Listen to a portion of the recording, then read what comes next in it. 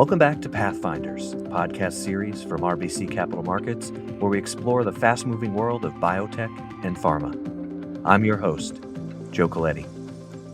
After a slower period following the COVID peak, biotech showed renewed momentum in 2025, supported by strong product launches, increased capital inflows, and positive investor sentiment. The sector made notable advances in areas like cancer vaccines, Alzheimer's therapies, and GLP-1 medications. The question now is whether 2026 will sustain this trajectory or if the most significant near-term opportunities have already been captured. To help us answer some of these questions and dive into what 2026 could look like for biotech, I'm here with Brian Abrams, our head of global healthcare research, who will be talking about his report along with his team here at RBC Capital Markets. Brian, welcome back to the podcast. Thanks for having me. So biotech has staged an extraordinary comeback since the lows of last April, with a wave of new drugs taking off and M&A values more than doubling across 2025. How far does this success story have left to run, in your view?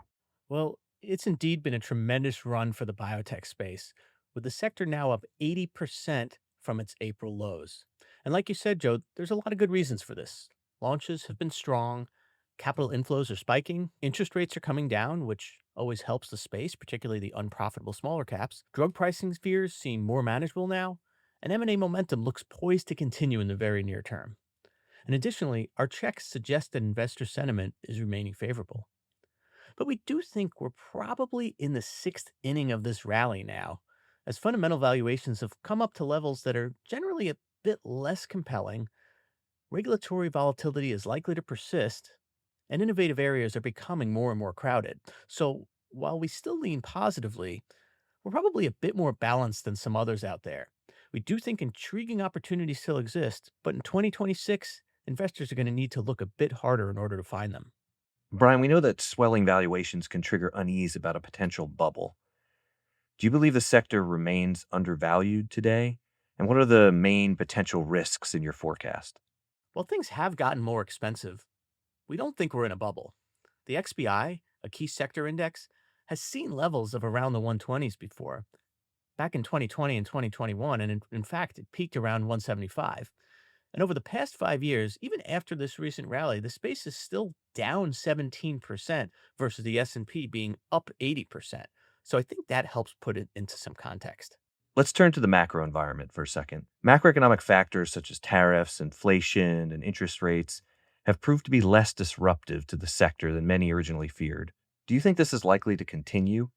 And how far will the reemergence of drug pricing policy in the midterm elections create new friction?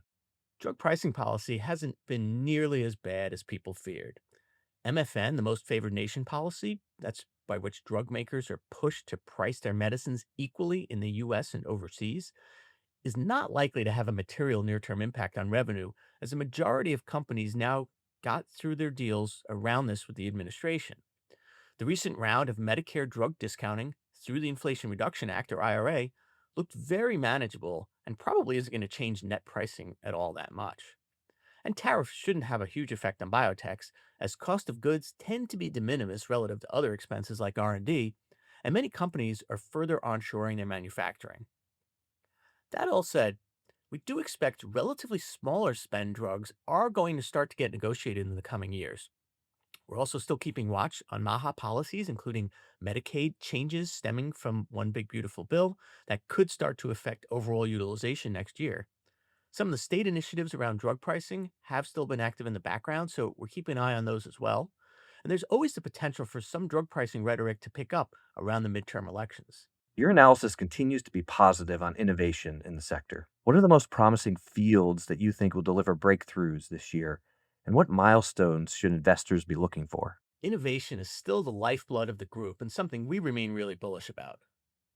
We've all heard about how much use the new obesity drugs have had, and access to GLP-1s and related obesity medicines is only going to continue to improve, with prices coming down and next-gen therapies improving tolerability. With more individuals able to take obesity medicines and to stay on them for longer periods of time, the effect on societal health spans will be transformative.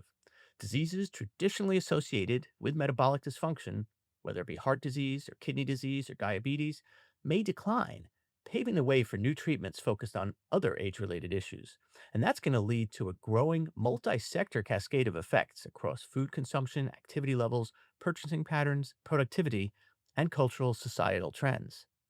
Beyond obesity, protein degraders could revolutionize therapeutics, harnessing the body's own systems to remove pathogenic signaling factors or cancer cells and target previously undruggable diseases.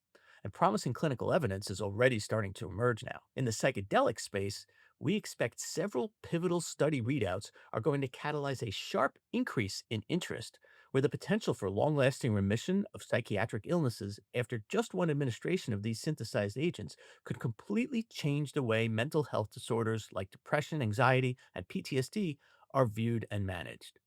Once taboo, we expect it to become much more mainstream as several companies report phase 3 data in the first half of this year and as these evolve into prescription drugs that have gone through standard regulatory pathways. AI driven biometric monitoring, personalized digital wellness platforms, and novel long acting agents to prevent infections like HIV will likely reshape preventative medicine and maintain that push from treating illness to engineering health.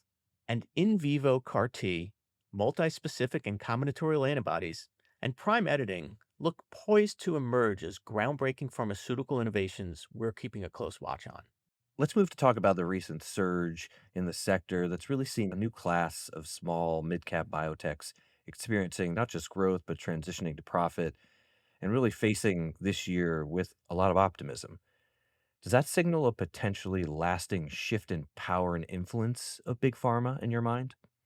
Well, 2025 was the year where SMID and mid cap biotechs really proved that they can hold their own, and I expect 2026 to reaffirm that. It used to be that once a company got through their phase 3 studies, people would wait a few months, and if that company didn't sell themselves, they'd short or underweight that stock because the common mantra was that biotechs can't launch drugs themselves, they need big pharma's commercial muscle. That's really changed now. Multiple biotechs have had very successful launches on their own. I'm not sure I'd say necessarily big pharma has less power or influence. I would just say that with the proven ability now for smaller biotechs to sell their own drugs and sell them well, it's really changed the market dynamics around the value they can create and potential stock appreciation that they can generate on their own. And it's given biotechs a lot more leverage in potential takeouts. Let's talk about the FDA. So, recent signals from the FDA have seemed fairly pro industry, and yet your research indicates investors see regulation as by far the biggest headwind to biotech. Are they correct to still have these concerns? We think so. We see U.S. regulatory uncertainty remaining one of the largest concerns for the biotech sector in 2026. On one hand, FDA leadership has talked a lot about efforts to speed up drug development and improve transparency, condensing animal studies, reducing the number of clinical trials you need, setting a special high speed review process for certain drugs that qualify, and posting complete response letters or drug rejection letters and adverse events. And their overall approach and the flexibility they've shown around mixed clinical data really doesn't seem to be materially changed from before, apart from their stance on vaccines, of course. That said, it's a bit hard to tease out words from actions. The drug approval rates had started to dip a bit this summer, perhaps some pull through from the spring rifts, though that has started to get a little better. There's been a ton of leadership turnover at CDER, the key division that reviews most new drugs, so we haven't had a consistent stance. And several companies have gotten mixed messages from the agency during their review processes. And in a sector so reliant on regulators, this type of inconsistency has challenged investability and caused a lot of stock volatility. Biotech M&A was strong in 2025, but IPO activity remained muted. Can you talk about the prospects for deal making and public offerings this year? We do think M&A is going to continue to be a big positive force, at least into the beginning of 2026. M&A has been strong of late. 2025 had the second highest cumulative deal value, 101 billion over the past 6 years, and there's still an enormous need. We calculate 400 billion in revenue is going to be lost by big pharmas to patent cliffs over the next 10 years. And while there has been a lot of this deal activity already, when you look at peak consensus sales estimates for the larger transactions that these companies have done, they don't even come close to filling their revenue gaps, which suggests there's still more to come. The macro environment should help too, with a more permissive FTC and our analysis that shows M&A activity tends to follow midterm elections. We also see some potential tailwinds for potential additional IPO activity this year relative to last year. That all said, with regards to M&A in particular, expectations are already pretty high. Our surveyed investors view M&A as the biggest tailwind in biotech. And so there's probably some takeout premium already embedded in a number of small and mid-cap biotech companies. It also takes some time for acquirers to absorb what they've bought. And so we could see things slow down a little as we get later into 2026, and that could cool off the group. So, I want to close by talking about China. China's increasing activity in biotech clearly makes it a competitive threat to the U.S. industry, but at the same time, it's also an increasingly important end market for many products. How do you expect these factors to play out this year? China's been a mixed bag for the sector. Many perceive the rapid acceleration in Chinese biotech R&D as a major competitive threat to the US biotech industry. And it's true that China is playing an increasing role in asset in-licensing and increasing activity in drug development and approvals.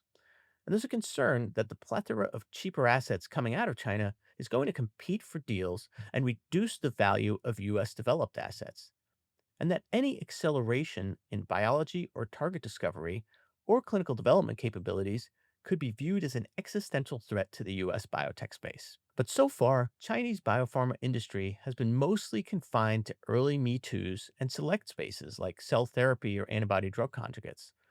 Smaller US biotechs have been able to benefit from the in licensing of early assets from China at much cheaper prices. And the increasing accessibility of China as a potential end market for commercial products could provide biotechs with another important revenue source. So we've only scratched the surface of what's in store for biotech this year. So definitely encourage those listening to reach out to your RBC representatives to get the full global biotech outlook that Brian and his team have authored this year. And Brian, thanks for joining us again, and we'll hope to have you again soon. Thanks again for having me.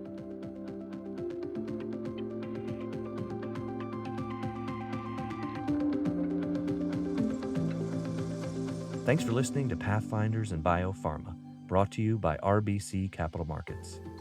Please remember to subscribe to get more great content and be alerted about future episodes. This episode was recorded on January 20th, 2026.